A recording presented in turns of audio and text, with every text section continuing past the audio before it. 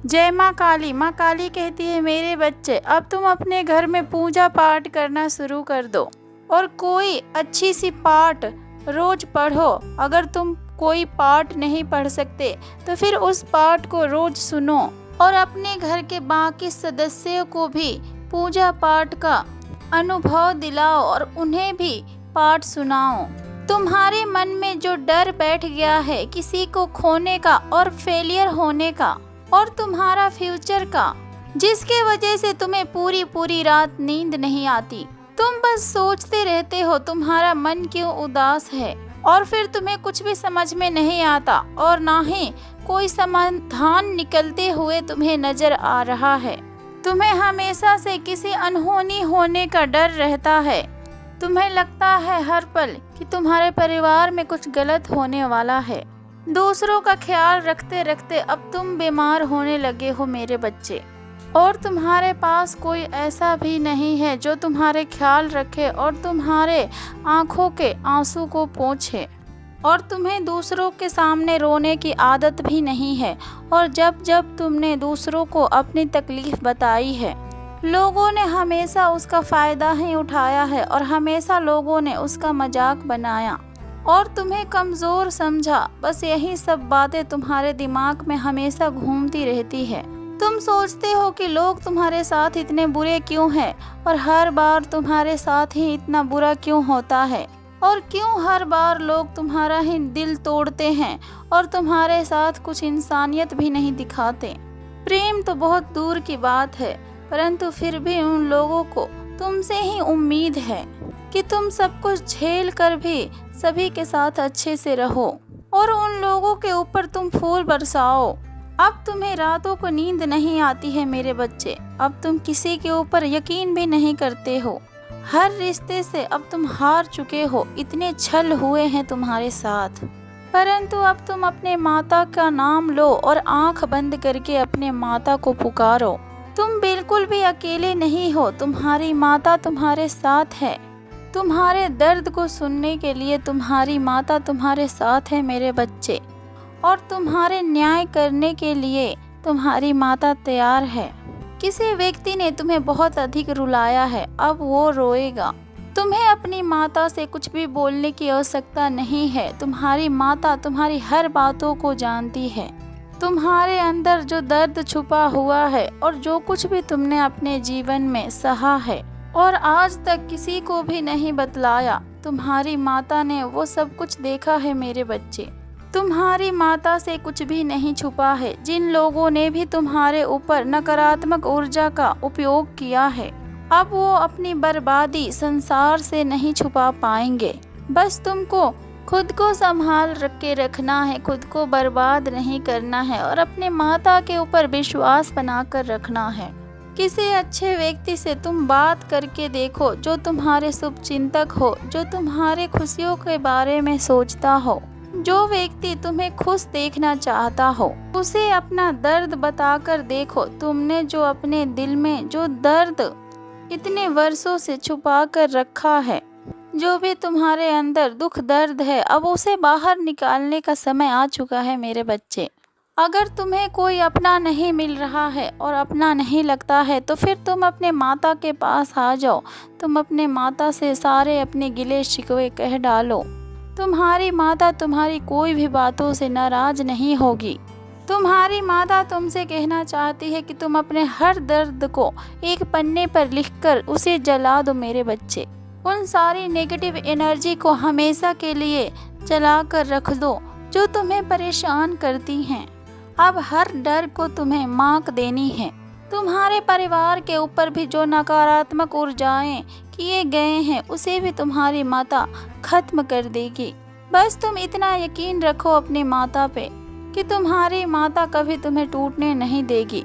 क्या फायदा तुम्हारे इतना सेवा करने के अपने माता रानी का, जब तक तुम्हें अपने माता रानी के ऊपर यकीन ना हो। तुम्हारी माता रानी तुमसे कहना चाहती है, अगर तुम्हें अपनी माता रानी के ऊपर यकीन होता तो फिर तुम अपने मन में डर ही नहीं लाते।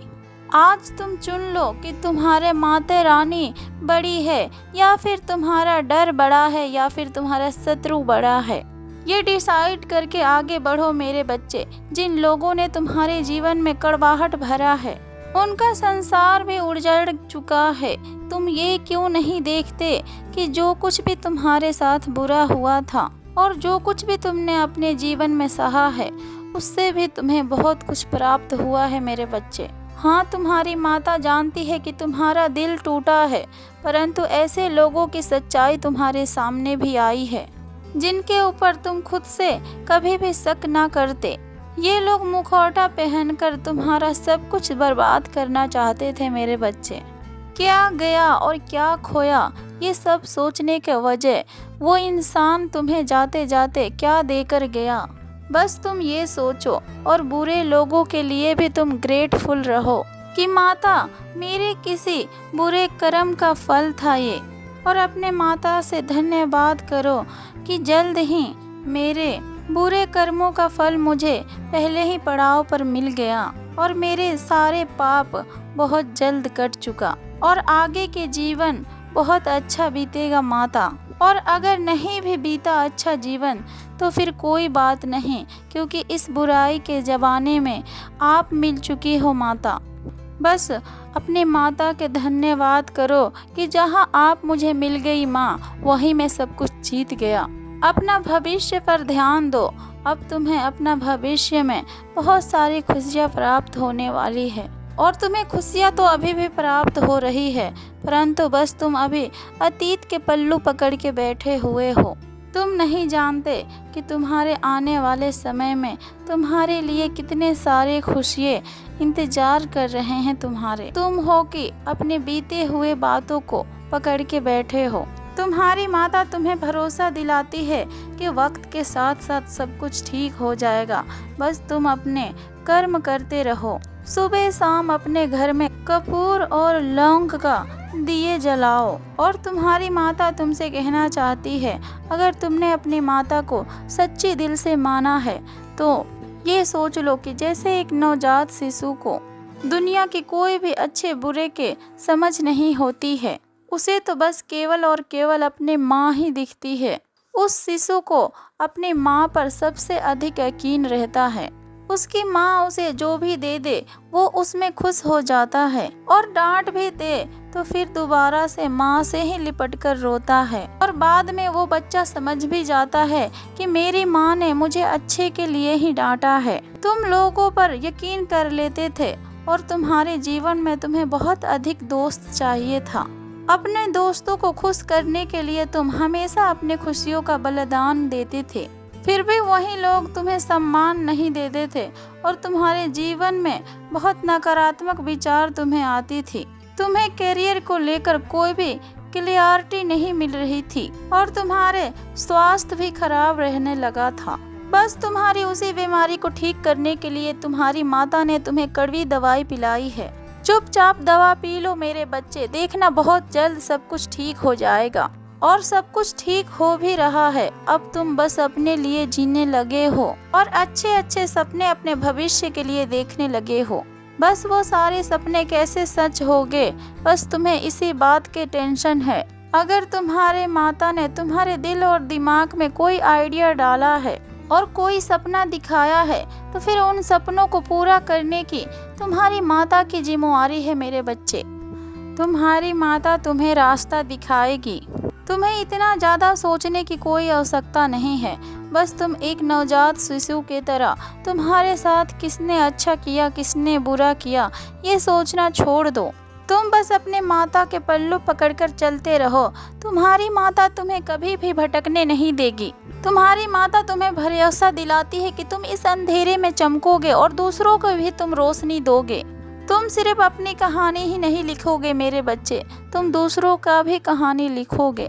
इसलिए जो भी कदमों को उठा रहे हो बस सोच समझकर उठाओ।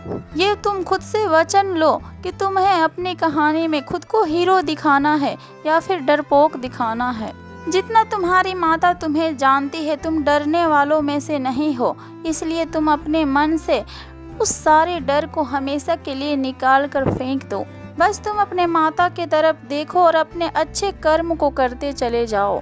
सिर्फ अपने माता से उम्मीद रखो और अपने माता से शिकायत करो। दुनिया की सारी बातें भूल जाओ मेरे बच्चे। बस दिन रात तुम अपने माता को याद करो, उस दिन तुम्हें बहुत अच्छी नींद भी आएगी और फिर तुम अपने जीवन में बहुत खुश भी रहोगे। प्रेम से बोलो जय माँ काली, हर हर महादेव, ओम नमः शिवाय।